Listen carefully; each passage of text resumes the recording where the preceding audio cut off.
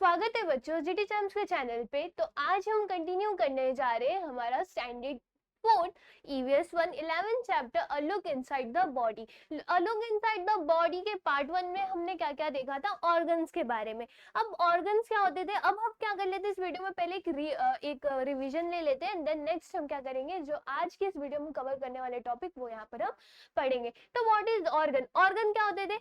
एक बॉडी का पार्ट जो कि क्या करता था, एक सर्टेन फंक्शन को परफॉर्म करता था। अब जो ऑर्गन्स होते थे वो क्या कितने टाइप्स के होते थे हमारे? External organ, internal organ and sensory organ.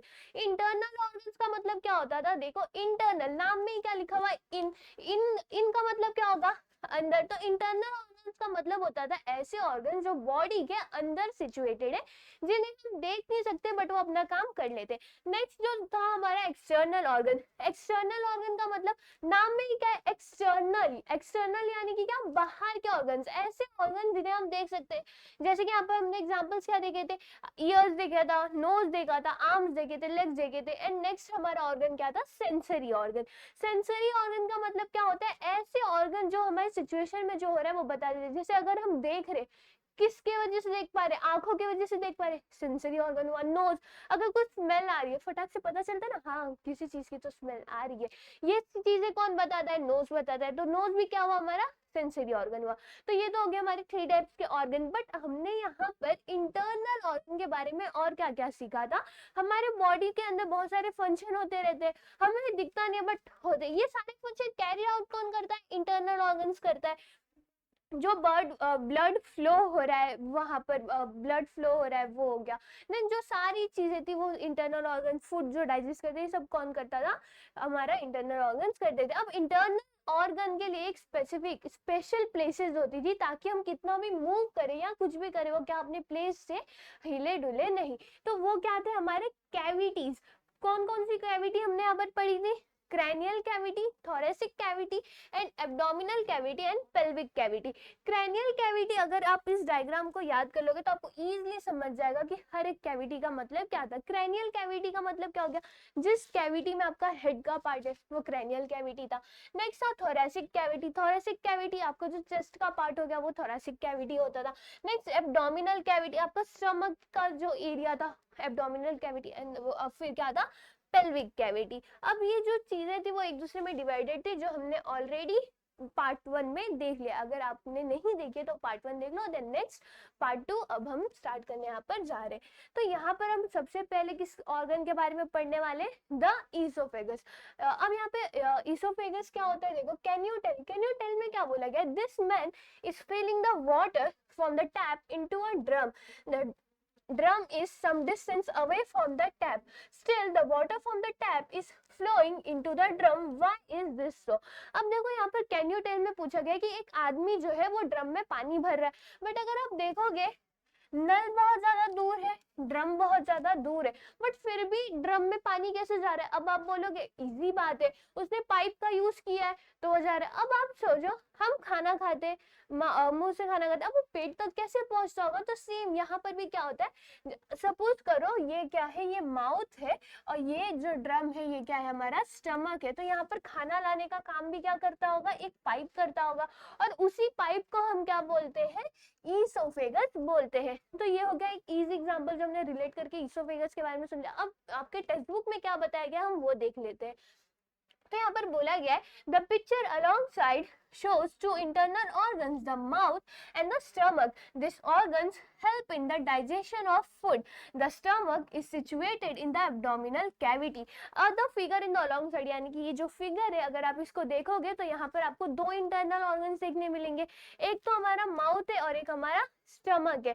अब जो स्टमक है, स्टमक हमारा कहाँ सिचुएटेड रहता है, एब्डोमिनल कैविटी में, ये हमने पहले ही पढ़ चुके। अब नेक्स्ट यहाँ पर क्या बोला गया, there is a tube in the thoracic cavity to transport food from the mouth to the stomach, it is called the oesophagus और द गुलेट। अब देखो एक जो ट्यूब यहाँ से पास हो रही है, ये जो माउथ से स्टमक तक एक जो ट्यूब पास हो रही है, आप पाइप बोलो, जो भी पास हो रही है उसे हम क्या बोलेंगे, ईसोफेगस और द गुलेट। अब यही क्या करता है, जो फूड रहता है उसको ट्रांसपोर्ट करता है आपके माउथ से लेकर आपके स्टमक तक। और इसका एग्जांपल आप क्या दे सकते हो, देखो यहाँ पर एक इजी एग्जांपल था, जो मैन है वो ड्रम को भर रहा है, ड्रम को भर रहा है, बट वो कहाँ पे, नल से डिस्टेंस पे है, तो किसकी हेल्प ले रहा है, एक पाइप की हेल्प ले रहा है। तो सेम जो खाना माउथ जो होता है उसको स्टमक, माउथ जो होता है खाने को स्टमक तक पहुंचाने के लिए किसकी हेल्प लेता है, ईसोफेगस की। तो यहाँ पर आपने किसके बारे में पढ़ा, ईसोफेगस के बारे में। अब नेक्स्ट यहाँ पर क्या बोला गया है,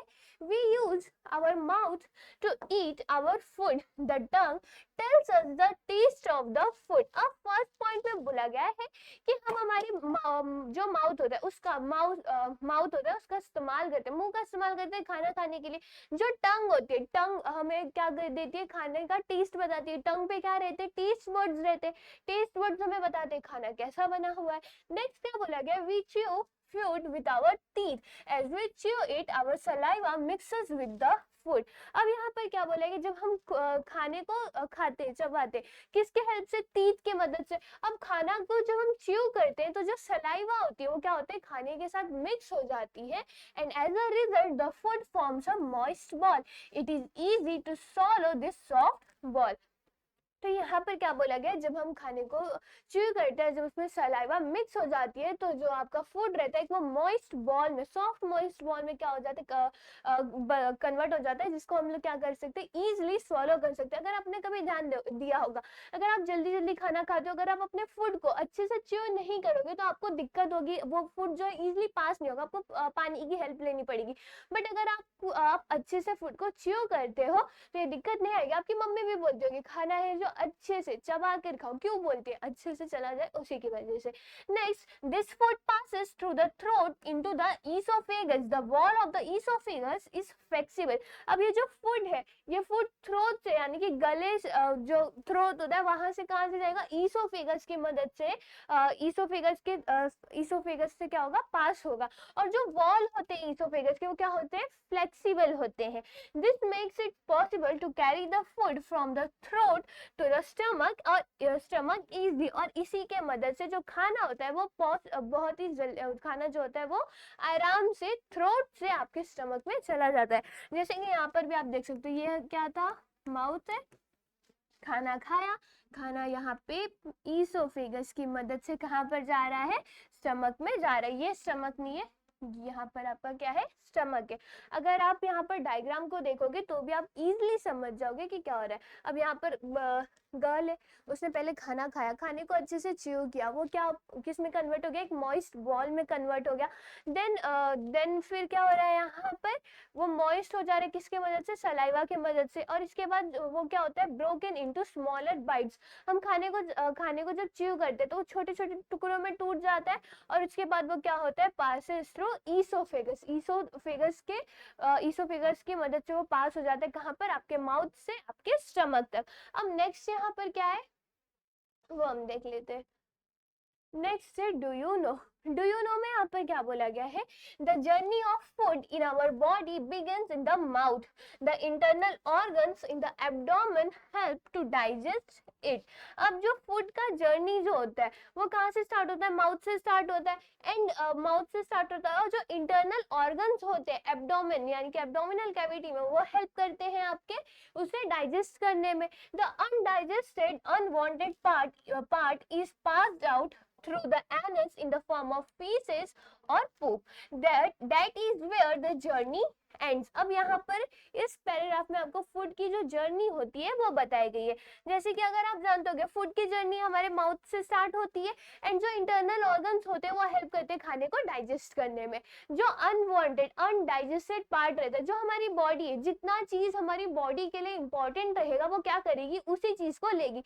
जो इंपॉर्टेंट नहीं है वो क्या करेगी, उससे अनवांटेड पार्ट यानी कि फीसेस या जिसे हम पूप भी बोलते हैं उसके थ्रू में वो क्या कर देती है, बॉडी के बाहर निकाल देती है। फॉर एग्जाम्पल अगर आप चॉकलेट खा रहे हो तो क्या आप लोग रैपर भी खा लेते हो, नहीं खाते हो। रैपर हम क्या कर देते हैं, फेंक देते हैं। हम सिर्फ क्या खाएंगे, चॉकलेट ही खाएंगे। तो सेम थिंग यहाँ पर डाइजेशन का भी है, बॉडी वही चीज लेगी जो बॉडी को चाहिए, जो नहीं चाहिए रहेगी वो क्या कर देगी, उस वो अनवांटेड पार्ट के हिसाब से उसे क्या कर देगी, एनस के थ्रू आउट कर देती है। और यही जो होता है फूड का जर्नी जो होता है, क्या होता है यहाँ पर, एंड होता है। Food travels through a pipe like pathway from the mouth to the anus. It is called the alimentary canal. It is about 9 meters long. It is made up of a number of internal organs. अब food जो होता है pipe like pathway mouth से लेकर anus तक travel करता है, उसे क्या बोला जाता है, एलिमेंट्री कैनल बोला जाता है। तो यहाँ पर अगर आप देखोगे तो यहाँ पर आपको एलिमेंट्री कैनल के बारे में दिया गया। तो ये एलिमेंट्री कैनल के बारे में थोड़ा सा एक्स्ट्रा ही आपको टेक्स्ट बुक में नहीं देखने मिलेगा, तो यहाँ पर हम एलिमेंट्री कैनल के बारे में अच्छे से जान लेते हैं। तो देखो एलिमेंट्री कैनल में कंसिस्ट, एलिमेंट्री कैनल जो होता है वो बहुत सारे इंटरनल ऑर्गन्स उसमें कंसिस्ट रहते हैं। कौन कौन से रहते हैं, आपका mouth, oesophagus, stomach, large intestine and small intestine.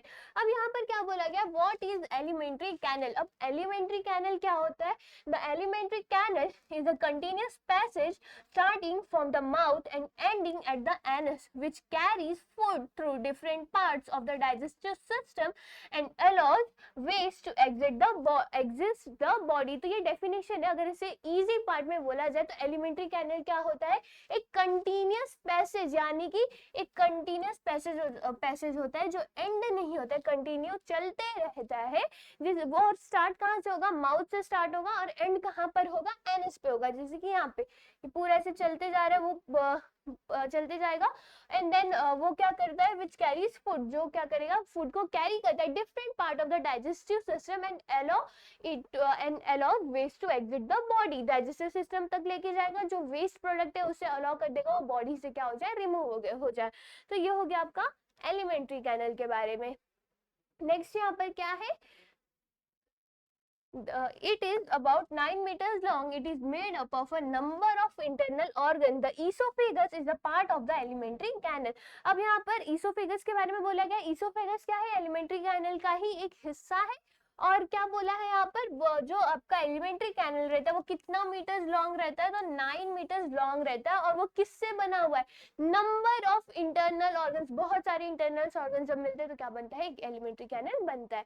तो ये हो गया आपका एलिमेंट्री कैनल के बारे में। फूड की जर्नी कहाँ से स्टार्ट होती है, कहाँ पर एंड होती है, वो फूड की जर्नी स्टार्ट होगी हमारी माउथ से, एंड होती है हमारी एनएस पे। एंड नेक्स्ट जो अनवांटेड पार्ट रहता है, क्या उससे बॉडी इस्तेमाल करती है, नहीं करती, उससे वो क्या कर देती है, अनवांटेड वेस्ट प्रोडक्ट के हिसाब से उसे क्या कर देती है, आउट कर देती है। अब नेक्स्ट यहाँ पर क्या है,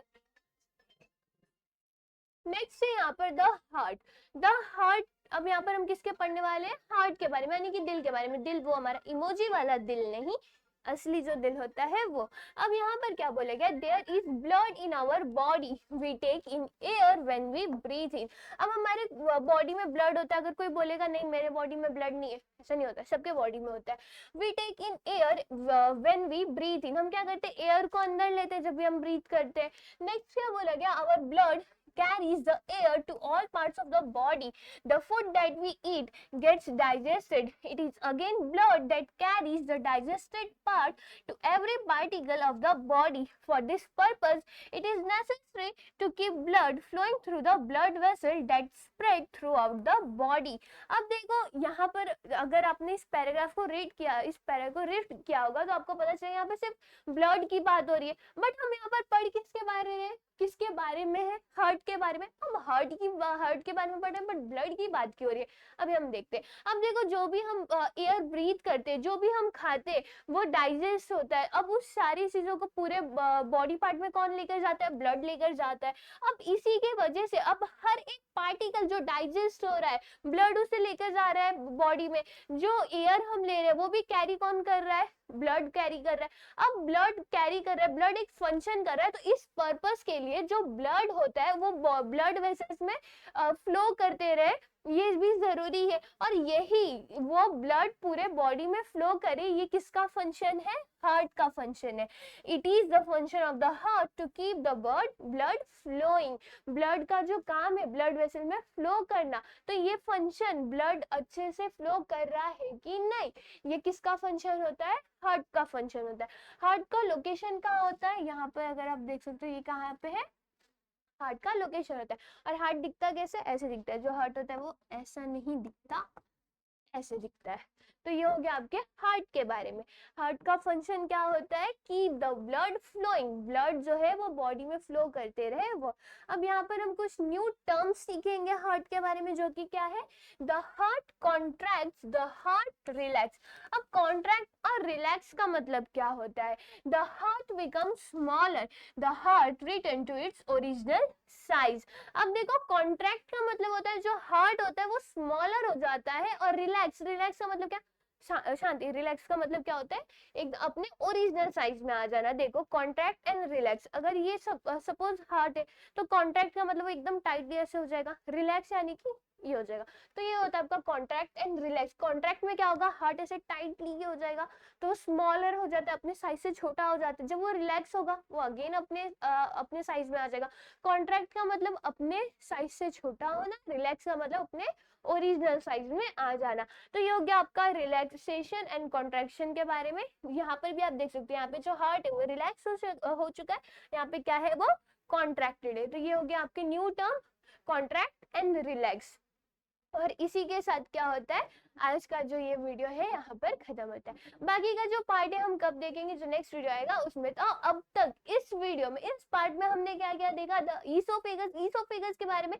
ईसोफेगस क्या होता है, एक जो पाइप या ट्यूब, एक ट्यूब जो कि क्या करेगा, खाने का एक जो क्या करता है, खाने को माउथ से स्टमक तक लेकर जाता है, उसे हम क्या बोलते हैं, ईसोफेगस बोलते हैं। और उसका एग्जांपल हमने क्या देखा था, जो पानी ड्रम में, जो आदमी पानी ड्रम में भर रहा था वो। नेक्स्ट हमने यहाँ पे क्या देखा था, फूड जो होता है वो कैसे ईसोफेगस से पास होता है। पहले हम खाना खाते हैं, उसका टेस्ट कौन बताएगा, आपका टंग बताएगा। खाना जो होगा जब हम उसे च्यूई करेंगे तो सलाइवा के साथ मिक्स होकर एक सॉफ्ट मॉइस्ट बॉल बन जाएगा, एंड देन जब वो ईसोफेगस से इजीली पास हो जाएगा। ईसोफेगस के जो वॉल होते हैं वो क्या होते हैं, फ्लेक्सिबल होते हैं, जिसके थ्रू अब हमारा जो फूड होता है वो इजीली वहां से पास हो जाता है।